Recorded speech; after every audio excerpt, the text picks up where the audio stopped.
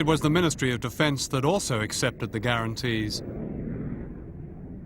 That is a training aeroplane. The ability of the aircraft to carry weapons has been improved. The weight of weapons that can be carried has been increased, and as you see, the wide range of weapons that it can carry is quite impressive.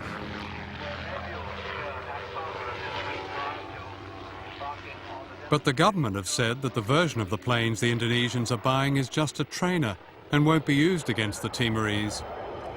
Well, it's a question we look at very carefully, but I promise you, we put under the most searching analysis the use to which equipments that we sell will be put.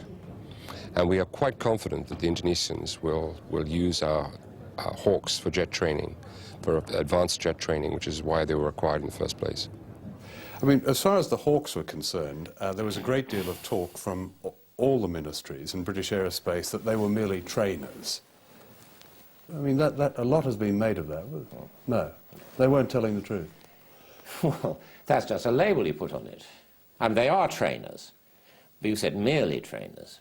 The Hawks are training aircraft, but it's actually an exceptionally effective aircraft and can be used in a whole variety of different roles. Well, it can be easily converted too. As the Indonesians, Mr. Habibie, a man you know, he said that, oh yes, it's a training aircraft with his tongue in his cheek, but we can easily convert it, in effect. Sure, it can be converted anyway. The Hawk is dual use with a capital D. In fact, part of the deal with Indonesia is conversion training to a light attack aircraft. And Indonesia's weapons chief, Habibie, has made it clear the Hawk, he said, will be used not only to train pilots, but for ground attack. The first time I saw two jet fighters, I was surprised. I realized that they were Hawk because we only saw Bronco. You know, they flew over us.